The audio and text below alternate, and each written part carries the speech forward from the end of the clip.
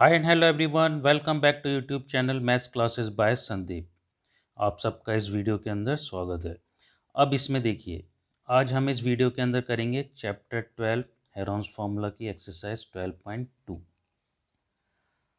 अब हमने जैसे लास्ट एक्सरसाइज था, उस एक्सरसाइज में हमने सीखा था how to find out area using Heron's formula. Heron's formula वहाँ काम आता है जहाँ पर हमें तीनों साइड दी हुई हो, उसकी हाइट ना हो, तो उस केस के अंदर हम हेरॉन फार्मूला यूज़ करते हैं। अगर किसी ने लास्ट चैप्टर ना देखा हो तो डिस्क्रिप्शन बॉक्स के अंदर वो लिंक है फर्स्ट एक्सरसाइज का, वो उसे वहाँ पर देख सकता है। और इस वीडियो को भी आप एंड तक देखिएगा, ताकि आपका बेसिक कॉन्सेप्ट है वो अपन कैसे कैसे यूज़ करेंगे उस हेरॉन फार्मूला को, उसका एप्लीकेशन क्या होगा, वो सब आपको इसमें पता चल जाएगा। अब यहाँ पर आता है अपना ट्राइंगल, उसका एरिया। एरिया ऑफ ट्राइंगल हमने जैसे जनरली मालूम था, half into base into height, और अपना एक हेरॉन्स फार्मूला। अब इक्विलेटरल ट्राइंगल के लिए हम एक फार्मूला यूज़ करते हैं, √3/4 ए स्क्वायर, जहाँ पर ए होती है उसकी साइड। और isosceles triangle mean when two sides are equal, उसमें यूज़ करेंगे half into a into square root of x square minus a square upon 4। X यहाँ पर इक्वल साइड है, जो टू इक्वल साइड होती हैं, और ए यहाँ पर अनइक्वल साइड है, यानी जो बेस होता है। और फिर हमारे पास क्वाड्रिलेटरल्स आते हैं, उसमें कई हैं स्पेसिफिक, रेक्टेंगल, स्क्वायर, रोम्बस, उनके सबके फॉर्मूले कॉमन है लेंथ इनटू ब्रेड्थ के हिसाब से। अब यहाँ पर आता है अपना ट्रपेजियम, उसका फॉर्मूला है half into sum of parallel sides into height. अब हम स्टार्ट करते हैं फर्स्ट क्वेश्चन से, यानी फर्स्ट क्वेश्चन है, a park in the shape of a quadrilateral A B C D has angle C equal to 90 degree, A B equal to 9 metre, B C equal to 12 metre, C D equal to 5 metre and A D equal to 8 metre. How much area does it occupy. यानी quadrilateral है, कोई इसमें specific नहीं है कि किस तरह का क्वाड्रिलेटरल है। जैसे अपना रेक्टेंगल होता है, स्क्वायर होता है, उसमें तो हम इजीली फाइंड कर सकते हैं एरिया उसका, length into breadth, side into side use करके। बट यहाँ पर देखिए क्वाड्रिलेटरल। अब इस क्वाड्रिलेटरल का एरिया फाइंड करने के लिए हम इसको डिवाइड करेंगे टू ट्राइंगल्स के अंदर। तो हम ज्वाइन करेंगे बी डी वर्टिसेस को, तो ये डायगोनल बी डी इस ट्राइंगल को टू पार्ट्स में डिवाइड करेगा। दो ट्राइंगल होंगे यहाँ पर, ए बी डी और बी सी डी। अब बी सी डी ट्राइंगल जो है उसमें सी वर्टिसेस है, वो एंगल है अपना 90 डिग्री। तो इसका मतलब हुआ ये ट्राइंगल क्या है, राइट एंगल ट्राइंगल। उसके लिए हम फॉर्मूला यूज़ करेंगे half into base into height, यानी area of triangle B C D half into 12 into 5, 30 metre square. अब उसके बाद दूसरा ट्राइंगल है ए बी डी, उसकी दो साइड हमें दे रखी है 9 and 8 metre. Third side B D जो अभी डायगोनल हमने ड्रॉ करा था, उसकी साइड हमको निकालनी होगी। वो हम निकालेंगे with the help of last triangle, that is B C D. वो B C D right angle triangle था, तो उस हिसाब से जो बी डी है वो है उसका हाइपोटेनियस। तो हम यहाँ पर यूज़ करेंगे Pythagoras theorem. So B D square equal to B C square plus C D square, यानी hypotenuse square is equal to sum of the square of other two sides. So 12 square plus 5 square equal to 144 plus 25 169। So square root of 169 is 13 metre. So side of B D is 13 metre. अब यहाँ पर हमारे पास तीनों side आ गई ए B सी, तो उनका हम sum करेंगे। 13 plus 8 plus 9 30 divide by 2, that would be your semi perimeter, so equals to 15 metre. Now using your Heron's formula, S into S minus A into S minus B into S minus C, हम यहाँ पर इसका area निकालेंगे। तो ऐसे है ये square root of 15 into 15 minus 13, 15 minus 8, 15 minus 9, and after factorising it we will find out 5 into 3 15, 2 into 7 into 3 into 2। अब यहाँ पर देखिए सेम फैक्टर्स हम यहाँ पर बनाएंगे उसका पेयर, तो उस पेयर को हम लिखेंगे फिर सिंगल टाइम, तो यानी वो उसका हो जाएगा स्क्वायर रूट। बट 35 इसका कोई भी पेयर नहीं है, तो ये एज इट इज़ रहेगा। तो square root of 35 into 3 into 2, that is equal to 6 into under root of 35। अब हम यहाँ पर निकालेंगे एरिया ऑफ द पार्क। इन दोनों ट्रायंगल्स का एरिया का सम, यानी area of triangle A B D plus area of triangle B C D. ये है अपना area of triangle A B D 6 into under root 35, then area of B C D is 30, so plus 6 into under root 35 plus 30। अब यहाँ पर देखिए under root 35, इसकी हम value निकालेंगे डेसिमल में, जैसे आपने लास्ट क्लास में सीखा था square root of any number by long division method and factorisation. अब यहाँ हम जो यूज़ करेंगे उसमें मेथड यूज़ करेंगे 35 का लॉन्ग डिवीजन मेथड से, वो आएगा अपना यहाँ पर 5.91। तो 6 into 5.91 plus 30, that is equal to 35.46 plus 30, and that is equal to 65.46 metre square approx. Approx मतलब यहाँ पर जो अपन ने स्क्वायर रूट निकाला है वो डेसिमल में निकाला है, क्योंकि स्क्वायर रूट लॉन्ग डिवीजन में कई बार लंबे भी जाते हैं, बट यहाँ पर ये अपना सिर्फ अपने को यूज़ करना है 2 डेसिमल तक, इसलिए हम लिखेंगे इसको अप्रॉक्स में। So therefore area of the park is 65.46 metre square approx.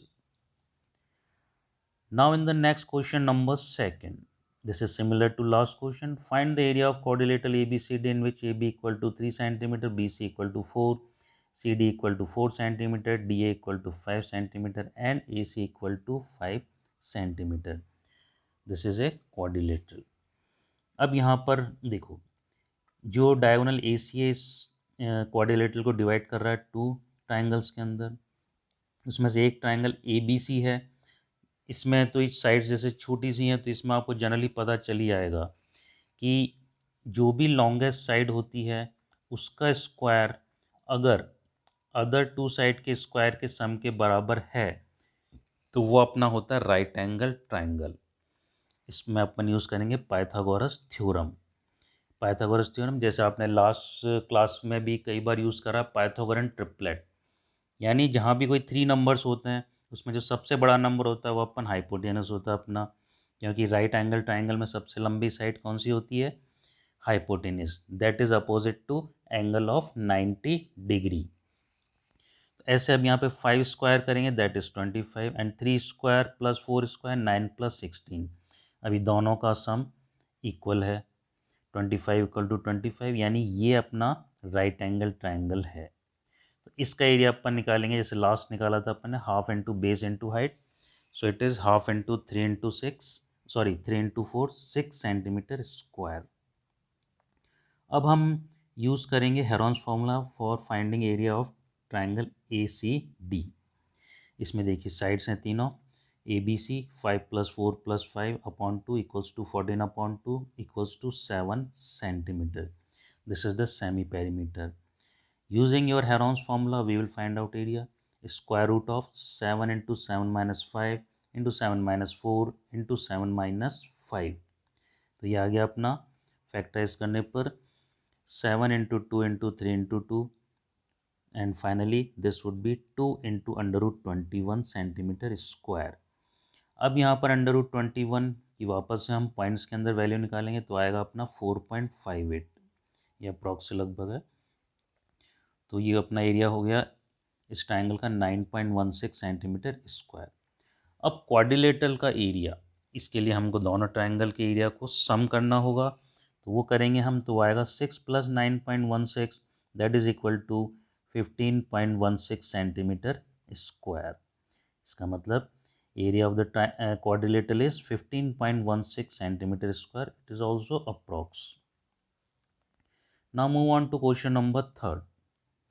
In the question number 3rd, Radha make a picture of an aeroplane with colored paper as in figure. Find the total area of the paper used. जैसे आप भी बच्चे थे कई बार उसमें aeroplane को बनाते थे पेपर्स को ऐड कर करके, तो अब हमको उसमें उसका टोटल एरिया निकालना है उस एरोप्लेन का। अब देखो हम यहाँ पर यूज़ करेंगे हेरॉन्स फार्मूला, क्योंकि यहाँ पर अलग अलग फिगर आ रहा है आपके। ये जो एरोप्लेन फिगर दिख रहा है इसमें टॉप पर देख रहे हैं आप जो कि उसका हेड होता है वो अपना आइसोसेलेस ट्रायंगल बन रहा है, और जो अपने नीचे सबसे पीछे की साइड में है वो अपना ट्रपेजियम बन रहा है, और बीच में अपने इसमें रेक्टेंगल बन रहा है, और दोनों साइड में जो विंग्स हैं वो बन रही है अपनी राइट एंगल ट्रायंगल। तो अब इसको अपन ने रीजन में डिवाइड कर दिया, सबसे टॉप है वो रीजन फर्स्ट है, तो उसका अपन जब एरिया निकालेंगे, अब यहाँ पर देखो वो जो अपना ट्रायंगल दिख रहा है, simple it is an isosceles triangle. क्या कई बार भी आपने देखा होगा कोई भी टॉप या कुछ भी होता है या सिलेंडर होता है, वो एक पर्टिकुलर मैनर्स के अंदर होता है, किसी एक शेप में होता है, कोई ऐसे नहीं होता है कोई इधर उधर टेढ़ा मेढ़ा हुआ, इधर से ज़्यादा उधर से कम ऐसे। इसलिए ये है अपना एक आइसोसेलेस ट्रायंगल, कोन के शेप में ही है ऑलमोस्ट। ये आप देखते होंगे एरोप्लेन के फ्रंट में जो होता है हमेशा कोन के शेप में ही होता है, वो एक ट्रायंगल का शेप होता है। तो यहाँ पर साइड्स हैं A=5, B=5 and C=1 centimetre. तो हमारा सेमी पेरीमीटर आ जाएगा, इन तीनों साइड का सम करेंगे, 5+5+1 दैट इज़ 11/2 सेंटीमीटर। अब इसका एरिया मालूम करेंगे using Heron's formula. Square root of 11/2 this is S 11/2 -5, 11/2 -5 and then 11/2 -1। A B C को हमने इसमें से माइनस करा है, तो यह आया अपना square root of 11/2 then into 11/2 -5 that is equal to half, क्योंकि यहाँ पे 2 एलसीएम लेंगे, फिर 5×2 = 10 हो जाएगा, तो 11 - 10 1 यानी 1/2। फिर बाद में 11/2 -1, तो यहाँ भी हम 2 एलसीएम लेंगे, 11 - 2 यानी 9 9/2। अब इसमें देखिए आप डिनोमीटर के अंदर आप 2 कितनी बार देख रहे हैं, 4 टाइम। इसका मतलब 4 को हम पर हाफ कर देंगे 2 टाइम, यानी 2 × 2 4, ये हो गया इसका स्क्वायर रूट। और न्यूमरेटर में वहाँ देख रहे हैं आप 11 भी और 9 भी, 11 तो एज इट इज़ रहेगा स्क्वायर रूट ऑफ 11 एंड 9 वो है स्क्वायर किसका, 3 का, यानी 9 का स्क्वायर रूट क्या है, 3। तो ये हो गया अपना 3/4 इंटू √11। अब जो 11 है इसका भी अपन स्क्वायर रूट निकालेंगे, that would be approx 3.32। So 3/4 into 3.32 equals to 2.49 centimetre square. अब यहाँ पर रीज़न 2 है, वो देखिए नीचे की तरफ, वो आपको एक रेक्टेंगल शेप में नज़र आ रहा होगा, इसमें लेंथ दी हुई है 6.5 और ब्रेड्थ है 1 centimetre. Area of rectangle length into breadth 6.5 into 1 6.5 centimetre square. अब जो बिल्कुल नीचे आता है वो है रीज़न थर्ड, वो रीज़न है आपका ट्रेपेजियम का शेप, वो है आइसोसेलेस ट्रेपेजियम। आइसोसेलेस ट्रेपेजियम होता है when 2 non parallel sides are equal, 2 sides are parallel and 2 other sides are non-parallel and maybe non-equal, but if equal then it is isosceles trapezium। अब यहाँ पर हम देखिए ऊपर वर्टिसेस डी और सी से परपेंडिकुलर ड्रॉ करते हैं, परपेंडिकुलर ड्रॉ होगा तो जो ऊपर साइड है डी सी बिल्कुल सेम वो की वही अपनी लेंथ होगी नीचे 2 उसमें 1 सेंटीमीटर की, क्योंकि यहाँ पर ए बी जो पूरा है that is equals to 2 centimetre. अब इस 2 में से 1 को माइनस करा तो अपना बचा बाकी 1 सेंटीमीटर, तो ये अपने दोनों साइड के अंदर 0.5 सेंटीमीटर का लेंथ आ जाएगा बिल्कुल इक्वल में। तो अपन जो एक ये अपने लेफ़्ट के अंदर AED और राइट के अंदर है अपने एक ट्रायंगल BCF, ये दोनों ट्रायंगल राइट एंगल ट्रायंगल हैं।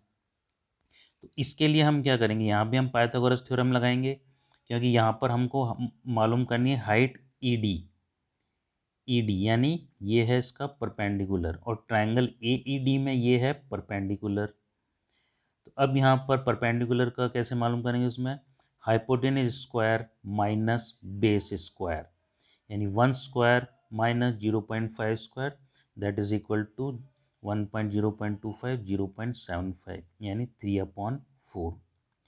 अब 3/4 का अपन स्क्वायर रूट निकालेंगे तो आ जाएगा अपना √3/2 सेंटीमीटर। अब पाइथागोरस थ्योरम में निकालते हैं, हाइपोटेनस स्क्वायर होता है base square plus perpendicular square. अगर बेस या परपेंडिकुलर मालूम करना होता है तो हम हाइपोटेनस स्क्वायर में से दूसरी साइड को माइनस कर देते हैं। तो ये तो आ गई इसकी हाइट। अब हाइट आ गई तो अपने पास एरिया ऑफ ट्रेपेजियम का मालूम करने के लिए फॉर्मूला है half into sum of parallel side DC plus AB and into DE यानी वो है उसकी हाइट। तो यानी हाफ इंटू 1+2 इंटू √3/2, जो भी अपन ने हाइट मालूम करी थी, तो इसको अपन सिंप्लीफाई करेंगे तो ये आएगा अपना 3√3/4।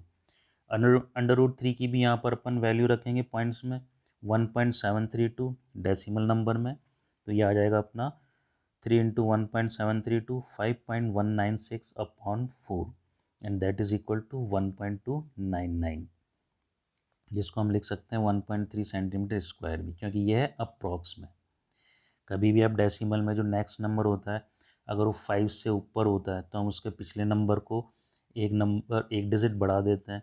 2 है तो 3, 3 है तो 4, 4 है तो 5। लेकिन अगर सपोज जो नेक्स्ट डिजिट है, डेसिमल नंबर है, वो अगर 5 से कम है तो हम पिछले जो नंबर को उसको कहीं टच नहीं करते, एज इट इज़ ही रहता है। ये अप्रॉक्स वैल्यू में आते हैं ऐसे। अब नेक्स्ट रीज़न 4 एंड 5, देखिए दोनों विंग्स हैं दोनों तरफ एरोप्लेन के, दोनों हैं राइट एंगल ट्रायंगल, जिसके अंदर उसकी जो हाइट दे रखी है दैट इज़ 1.5 सेंटीमीटर, और जो लेंथ दे रखी है यानी उसकी बेस दे रखा है वो है अपना 6 सेंटीमीटर। तो अपन इसका एरिया निकालेंगे, half into 6 into 1.5, 4.5 centimetre square. दोनों विंग सेम है, दोनों ट्रायंगल सेम है, यानी इनका एरिया भी बिल्कुल सेम होगा। तो ऐसे रीजन 5 का एरिया भी अपना आएगा 4.5 सेंटीमीटर स्क्वायर। कभी भी एरोप्लेन के अंदर दोनों तरफ कोई एक विंग छोटा एक बड़ा नहीं होता है, क्योंकि अगर वो हुआ तो फिर उसमें इम्बैलेंस हो जाएगा, वो फ्लाइट कई बार नहीं उठ पाती। क्योंकि आप देखते होंगे आप मूवीज़ में कई बार एक जैसे कोई सी विंग के अंदर टूट जाता है या हल्का सा भी कुछ होता है तो बैलेंस होता है, उसके क्रैश होने का खतरा ज़्यादा होता है। अब हमने सारे रीजन्स के एरिया निकाल लिए, तो अब इन सब का जो टोटल करेंगे that would be the area of this aeroplane, यानी total area of the paper used equals to 2.49 plus 6.5 plus 1.3 plus 4.5 and plus 4.5।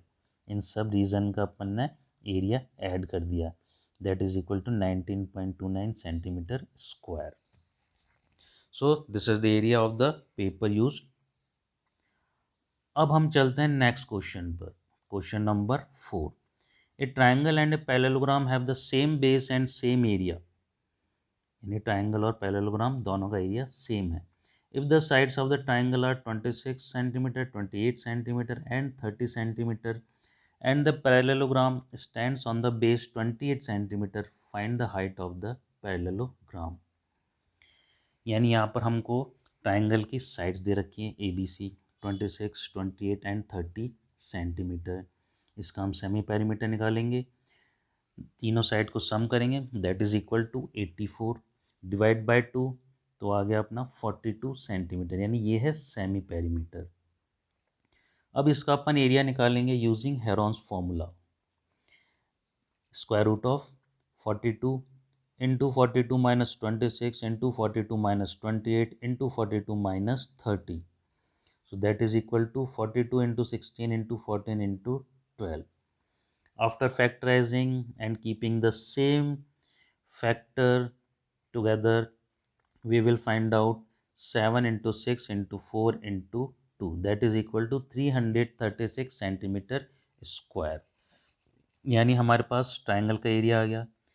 अब जो पैरेललोग्राम है उसका एरिया और ट्रायंगल का एरिया दोनों का सेम है, इसका मतलब area of parallelogram is also 336 centimetre square. अब एरिया ऑफ पैरेललोग्राम हमें पता है 336, और यहाँ पर देखिए क्वेश्चन में लिखा है कि parallelogram stands on the base 28 centimetre, यानी जो ट्रायंगल का एक साइड है 28 सेंटीमीटर वो है उस पैरेललोग्राम का बेस, उस बेस पर वो पैरेललोग्राम टिका हुआ है। तो यानी आपको बेस पता है। अब इसका जो फॉर्मूला है area of parallelogram that is base into height, यानी हमको यहाँ फाइंड करनी है हाइट। एरिया पता है, बेस पता है, तो area upon base that is equal to 336 upon 28 is equals to 12 centimetre. तो ये है पैरेललोग्राम की height 12 centimetre. Now move on to next question number 5. Now in the question number 5, a rhombus shaped field has green grass for 18 cows to graze. If the each side of the rhombus is 30 meter and Its longer diagonal is 48 meter. How much grass field will each cow be getting? यानी यहाँ पर एक बहुत बड़ा field है, जैसे आपके farm house या कहीं होते हैं, वो एक रोम्बस के शेप में है, उसकी सारी साइड्स दे रखी हैं, और एक जो सबसे बड़ा उसका डायगोनल है that is also given 48 metre. अब ये जो डायगोनल है ए सी 48 मीटर, ये इस रोम्बस को टू पार्ट्स में डिवाइड कर रहा है। तो हम यहाँ पर एक ट्राइंगल का एरिया निकालते हैं A B C, triangle A B C, इसमें दो साइड हैं 30-30 and one side is 48 metre.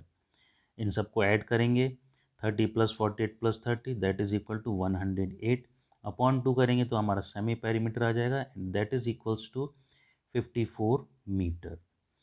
अब इस ट्राइंगल का एरिया निकालेंगे, square root of 54 into 54 minus 30 into 54 minus 48 into 54 minus 30, तो ये हुआ अपना 54 into 24 into 6 into 24, 24 two time है तो इसको हम कुछ नहीं करेंगे। 54 को हम फैक्टराइज करेंगे 9 इंटू 6, अब यहाँ 6 भी टू टाइम हो गया, और 9 किसका स्क्वायर है 3 का, तो 9 का स्क्वायर रूट हुआ 3, 3 into 6 into 24 that is equal to 432 metre square. ये है इस ट्राइंगल का एरिया। अब यहाँ पर देखो दो ट्राइंगल ए बी सी और ए डी सी, अब डायगोनल है वो उस रोम्बस को टू इक्वल पार्ट में डिवाइड कर रहा है, और हम देख रहे हैं यहाँ पर दोनों ट्राइंगल की ए बी साइड और बी सी 30-30 है। ऐसे ही दूसरा ट्राइंगल उसमें ए डी और डी सी दोनों 30 सेंटीमीटर की है, तो यानी दो साइड हो गई इक्वल, और बीच में जो ए सी साइड है that is common for both triangle, दोनों के लिए कॉमन है, तो इसका मतलब हुआ कि दोनों ट्राइंगल क्या हुए congruent, convent bye triple S side side and side rule, ये आपने ट्राइंगल चैप्टर में पढ़ा था। इसीलिए मैं कह रहा हूँ पूरा जो इस वीडियो को आप देखेंगे कंटिन्यूस एक साथ में, तो आपके कई कॉन्सेप्ट हैं बेसिक वो अच्छे से क्लियर होते रहेंगे, कई चीज़ें आपको नई नई मालूम पड़ती रहेगी, तो आप उसको जब रिपीट करेंगे बार बार तो आपको लर्न भी होती रहेगी, आपको नॉलेज में भी आता रहेगा वो। अब यहाँ पर देखिए दोनों ट्राइंगल हुए कॉन्ग्रुएंट, यानी दोनों ट्राइंगल का एरिया हुआ इक्वल, यानी दूसरे ट्राइंगल का एरिया भी क्या हुआ 432 मीटर स्क्वायर। अब हम इस रोम्बस में इन दोनों ट्राइंगल के एरिया को ऐड कर देंगे, तो आया अपना 864 मीटर स्क्वायर, यानी इस पूरे फील्ड का जो एरिया है दैट इज़ 864 मीटर स्क्वायर। अब यहाँ पर काउज हैं 18 and they are grazing grass, यानी जो वहाँ पे घास है, जो भी चारा होता है उसको वो वहाँ पे चर रहे हैं, कई बार सूखी घास होती है गीली होती है उसको वहाँ पे वो चरते हैं। तो अब यहाँ पर 18 काउज है, अब हर काउ के पास कितना एरिया होगा, यानी टोटल एरिया को आप डिवाइड करेंगे बाय 18, 864 बाय 18 यानी 48 मीटर स्क्वायर, यानी हर जो वहाँ पर गाय है काऊ है वो अपने अपने एरिया में या अलग अलग के अंदर भी एक ऑलमोस्ट 48 मीटर स्क्वायर के एरिया को ग्रेस कर सकती हैं। Now move on to question number 6. Question number 6. An umbrella is made by switching 10 triangular pieces of cloth of two different colors, each piece measuring 20 centimeter, 50 centimeter and 50 centimeter. How much cloth of each color is required for the umbrella? यानी आप देखते होंगे कई colourful umbrellas आते हैं जिसमें एक strip होती है रेड, दूसरी वाइट फिर वाइट, ऐसे अलग अलग कलर्स की होती हैं। अब इसमें जो अम्ब्रेला है जनरली उसमें दो अपने जैसे ताड़ी निकली होती है स्टिच, फिर नीचे से अब बांधा हुआ होता है, वो ऑलमोस्ट एक शेप होता है आपके ट्रायंगल का, और वो ट्रायंगल होता है आपके आइसोसेलेस ट्रायंगल, क्योंकि वो उसको अनइक्वल शेप में तो ऐड जोड़ नहीं सकते, जो उसमें स्ट्रिंग लगी होती है वो स्ट्रिंग ही दो डिवाइड होती है एज इन सेम लेंथ में। तो side of triangular piece of cloth are 20, 50 and 50 centimetre, यानी जो एक जो अपना ट्रायंगुलर पीस है उसकी साइड है 20, 50 एंड 50 सेंटीमीटर। इन सबको अपन ऐड कर देंगे, वो आएगा 120 metre, sorry centimetre, divided by 2 that is equal to 60 centimetre, यानी ये इसका एक सेमी पेरीमीटर आ गया। अब उस एक जो अपन ट्रायंगुलर उसके अंदर शेप है, वो जो एक अपना क्लोथ लगा हुआ उसका पीस है, उसका एरिया फाइंड करेंगे यूजिंग हेरॉन्स फार्मूला। अब इस तरह से अपन अलग अलग एरिया पे इस हेरॉन्स फार्मूला को अप्लाई कर रहे हैं, जो हम पूरे इस वीडियो के अंदर देखेंगे, पूरी इस एक्सरसाइज में देखेंगे कहाँ कहाँ इनके एप्लीकेशन है, कैसे हमको उसको अप्लाई करना है। तो अब ये आ गया यहाँ पे square root of 60 into 60 minus 20 into 60 minus 50 and then again into 60 minus 50, that is equal to square root of 6 into 10 into 4 into 10 into 10 into 10.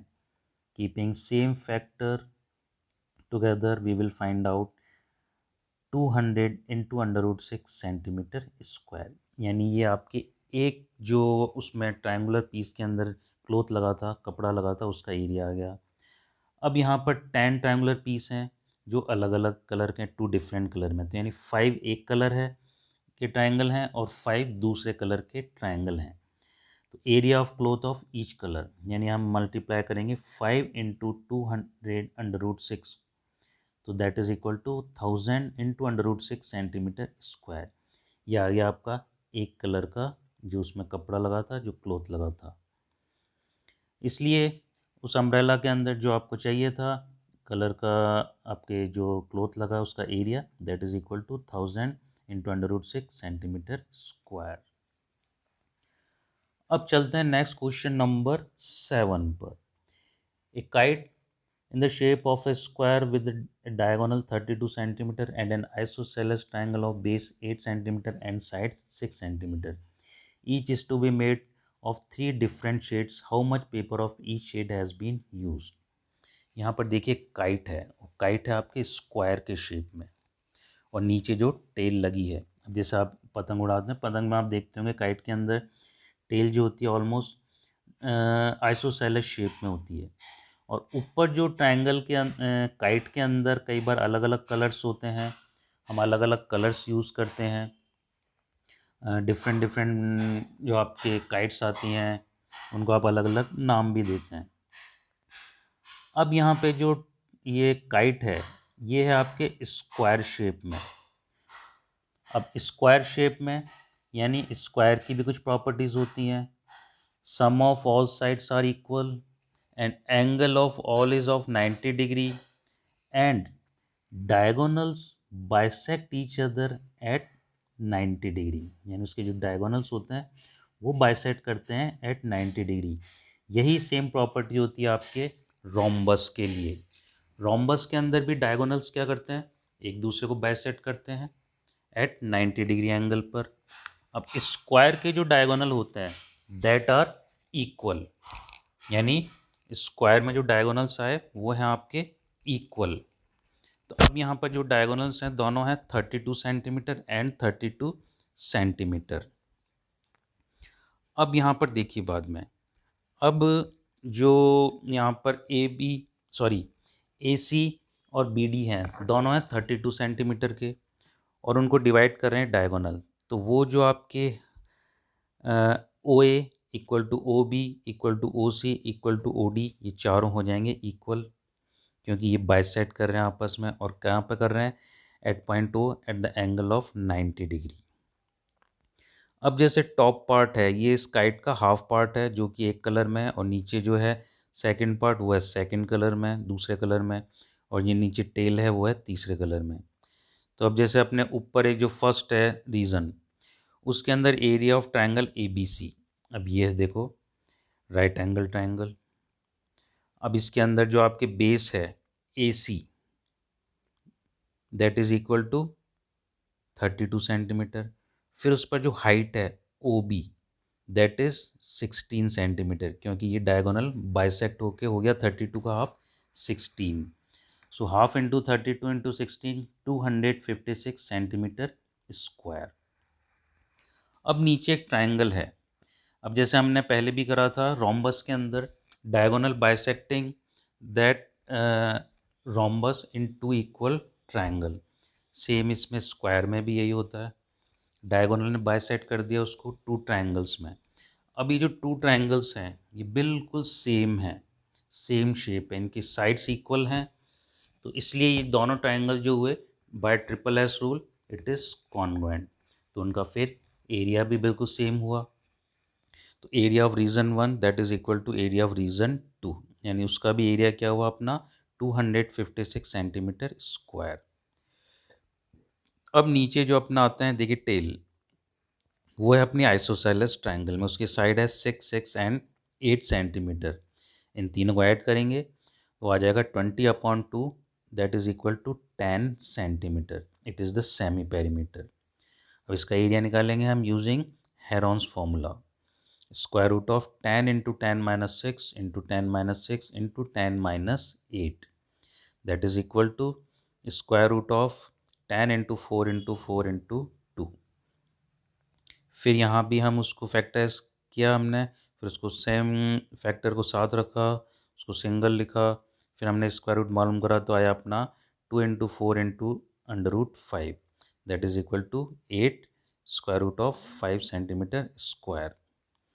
Now square root of 5 that is equals to 2.23, इसको हमने decimals में निकाला है तो वो आया अपना 2.23।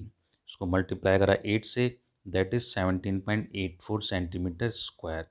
यानी यहाँ पर जो तीनों डिफरेंट डिफरेंट कलर यूज़ करें काइट में, उसके हमने एरिया निकाल लिए हैं। टू कलर्स जो कि आपके मेन काइट में थे, उनके एरिया है 256 सेंटीमीटर स्क्वायर, और जो टेल लगी है नीचे की तरफ, उसका एरिया है 17.84 centimetre square.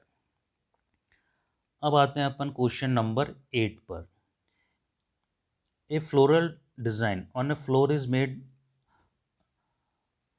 made up of 16 tiles which are triangular, the sides of the triangle being 9 centimeter, 28 centimeter and 35 centimeter. Find the cost of polishing the tiles at the rate of 50 पैसा पर centimetre square.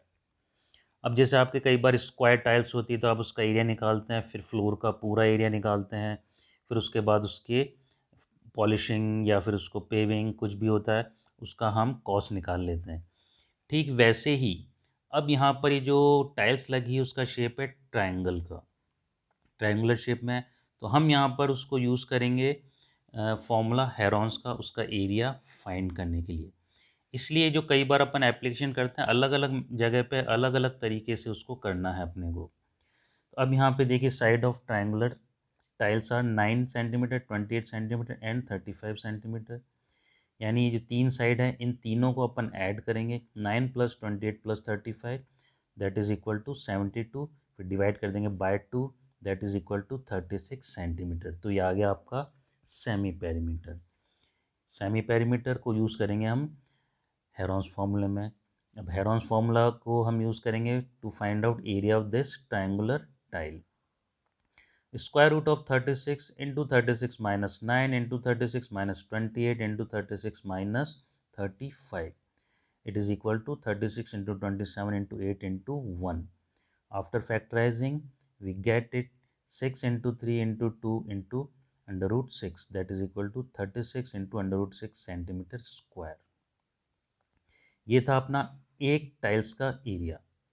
अब अपने को निकालना है 16 tiles का, तो उसको हम मल्टीप्लाई कर देंगे 16 into 36 into √6, that is equal to 576 into under root 6। Under root 6 इसकी हम डेसिमल वैल्यू लिखेंगे, that is equals to 2.45 centimetre approx से। 576 into 2.45 equal to 1411.2 centimetre square. अब यहाँ पर कॉस्ट ऑफ पॉलिशिंग उसको फाइंड करने के लिए क्या करेंगे, जो टोटल एरिया है इस 16 टाइल्स का उसको मल्टीप्लाई करेंगे रेट ऑफ पॉलिशिंग। जो रेट ऑफ पॉलिशिंग है वो है 50 पैसा पर सेंटीमीटर स्क्वायर। 50 पैसा यानी 0.5 रुपी। तो अब इसको 0.5 into 1411.2 that is equal to ₹705 and 60 पैसा।